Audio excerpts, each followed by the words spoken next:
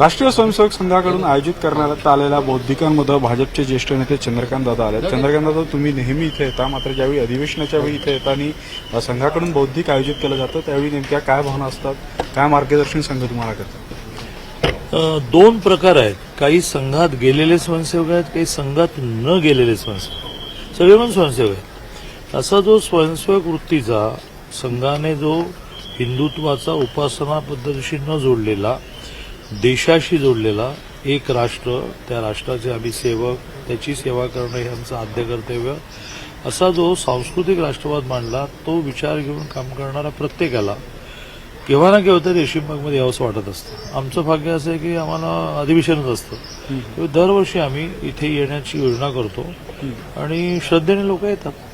पण नेमकं काय मार्गदर्शन असतं? तुम्ही राजकीय जीवनात ज्यावेळी रोज असता त्यावेळी काय या मार्गदर्शनाचा तुम्हाला फायदा? संघाचं रोजच्या जीवनामध्ये काही मार्गदर्शन नाही, काही हस्तक्षेप नाही.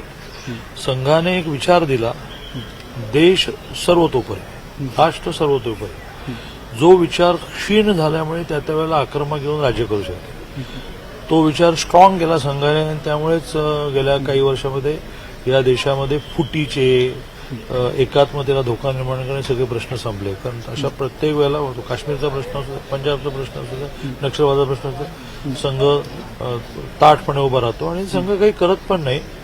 संघाने वेगवेगळ्या क्षेत्रामध्ये गेलेल्या स्वयंसेवकांना एक दिशा दिली आहे की काय झाल्यास काय करावे, काय झाल्यास काय करावे, काय. आणि त्या पद्धतीने सगळेजण काम करत आहेत.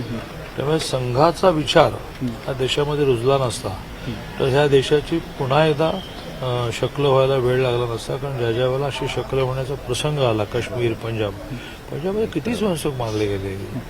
इकडे आंध्रामध्ये नक्षलवादाशी लढताना किती स्वयंसेवक मारले गेले.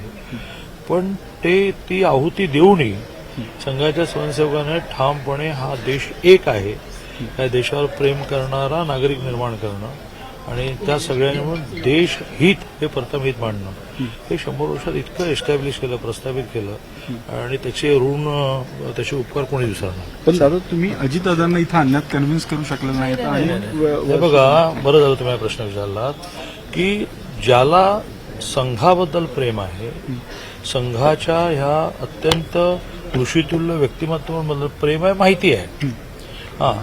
असे आम्ही वर्षानुवर्ष जे स्वयंसेवक जे आहोत त्यांना हे वाटत असते की वर्षातून 4-5 वेळा जावं, आमचं हे तीर्थक्षेत्र आहे.